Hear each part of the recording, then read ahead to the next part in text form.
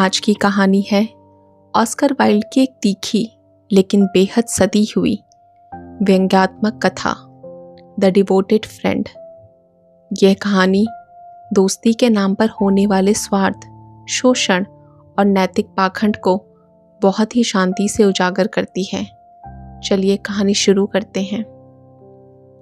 एक छोटे से गांव में हैंस नाम का एक गरीब लेकिन अत्यंत नेकदिल माली रहता था।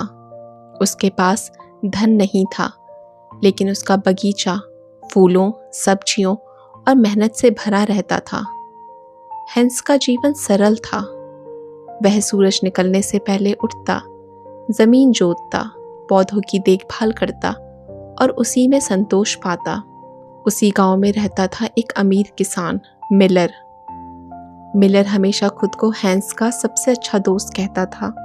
वह अक्सर कहता, सच्ची दोस्ती में सब कुछ साझा किया जाता है, लेकिन यह साझा करना हमेशा एक ही दिशा में होता था। मिलर जब भी आता, हैंस के बगीचे से फूल, फल या सब्जियां तोड़ ले जाता। हैंस कभी मना नहीं करता। उसे लगता था कि दोस्ती में हिसाब नहीं होता। मिलर अक्सर लंबी लंबी बातें करता, दोस्ती, त्याग, नैतिकता और सच्चे मित्र के कर्तव्यों पर। वह कहता, अगर दोस्त जरूरत में काम न आए तो वह कैसा दोस्त। हैंस चुपचाप सुनता और सर हिला देता। मिलर ने हैंस से एक दिन कहा, मेरे पास एक टूटा हुआ ठेला है, अगर मैं तुम्हें दे दूं तो तुम उसे ठीक कर सकते हो। हैंस खुश हो गया। उसे लगा शायद दोस्ती बराबरी की होने वाली है, लेकिन ठेला कभी मिला ही नहीं।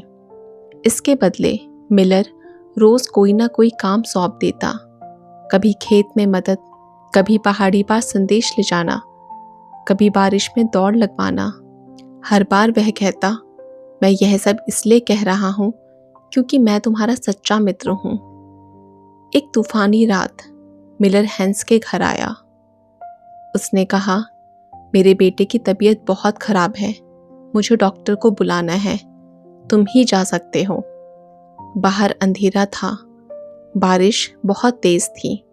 हैंस थोड़ा झिझक गया, लेकिन मिलर ने फिर वही शब्द दोहराए, दोस्ती, कर्तव्य और त्याग। हैंस निकल पड़ा। अगली सुबह गांव वालों ने हैंस का शव नदी में पाया।